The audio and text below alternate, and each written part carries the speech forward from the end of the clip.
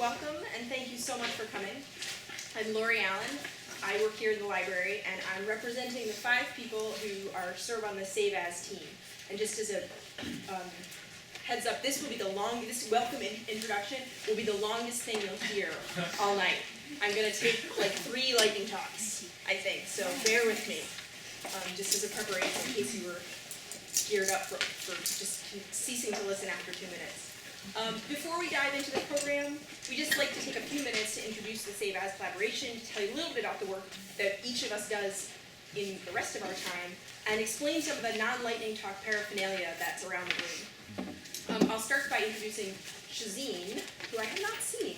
She's coming. Sorry? She's coming. I know she's coming. I will introduce her, and then when she comes in, I will introduce her again. Shazeen Nassim is a sophomore here. She's a student assistant in the library and on the digital scholarship team. She's been a valuable co-conspirator in the Save As Collective. She deserves primary credit for this website, for just being an amazingly creative, thoughtful, and wise collaborator, to the point where over winter break, when Shazeen was on winter break and the rest of us met to plan our own lightning talk, we had to invent a character named iShazeen, or imaginary Shazeen, to stand in for her.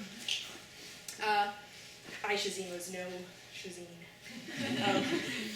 Also from Digital Scholarship in the library are myself and my colleague Mike Zarafanides.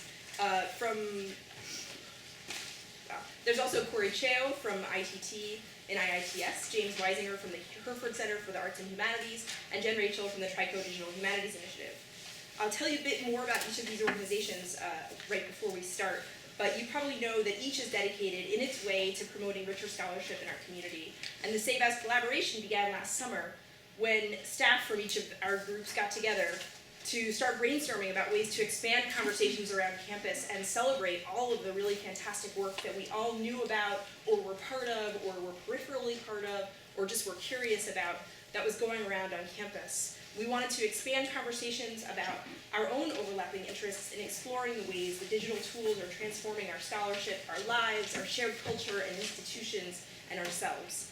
Since then, we've invited guests to campus, we've led or sponsored workshops, and we tried to continue the dialogue around these questions, including a similar session to this one last fall that we felt was a pretty great success. So, in continuing that, there are workshop schedules around the room and all over the place. I hope that you've seen them. As you see workshops that interest you, please jot them down in your calendar, and there are note cards, which which are getting passed out now with little golf pencils, which we as the librarians just can't get enough of. And we invite you, if you see a workshop on there that you think, I wish that I had some way of remembering this, just write your name on an index card with the workshop you want, or circle it on there, write your email, and we'll just send you a little reminder to invite you to help you remember that it's something you want to do. If you'd like to help develop a workshop about a topic of interest to you, let us know that as well. We'll see what we can do. So that's one use for those index cards. Of course, we welcome you to talk to each other and to us about anything that comes up, but what's about to happen is fast-paced. And once Terry starts that timer, it's just go, go, go. So those cards are also there for you to make notes or ask questions, share an inspiration, or make a comment.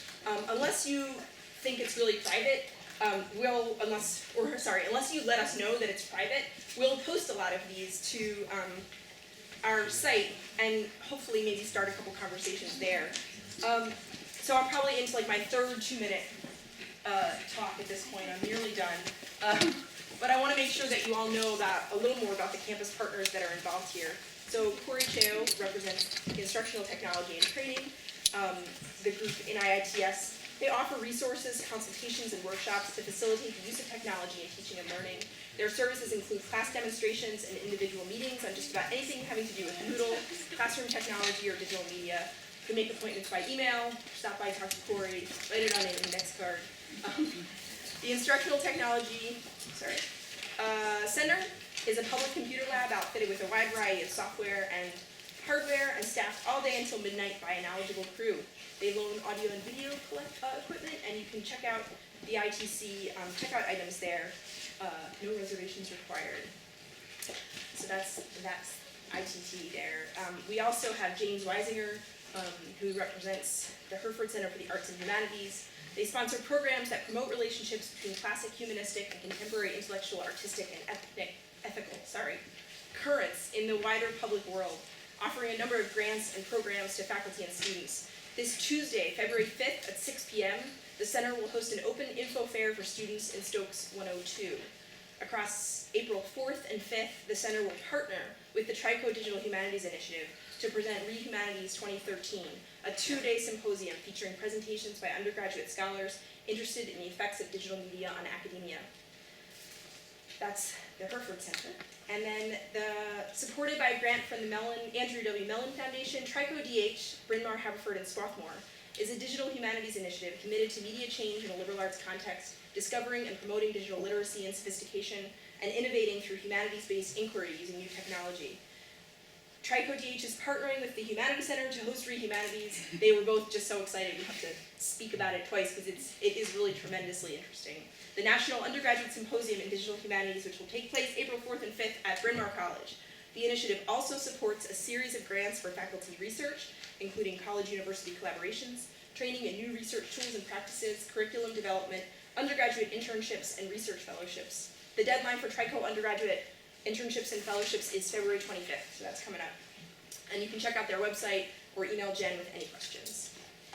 And Mike, Shazine, and I work in the Digital Scholarship Group here in McGill, where we, along with a group of fantastic students, Shazine's still not here yet, but when she is, I'll just repeat all the wonderful things about her, and other colleagues across the library help faculty and students use digital tools to create scholarship in new forms, whether they're maps, digital exhibits, databases, ebooks, or other indescribably awesome creations. We invite you to stop by the library, email us, visit us in McGill, or drop a card in the basket at the back to learn more about how we can work with you. And there is Shazine. So I said very nice things about you,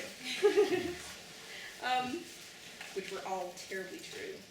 We also want to acknowledge our partners in the Office of Academic Resources and the Career Development Office who have generously agreed to offer workshops as part of SABAS and who serve as a constant inspiration for us all.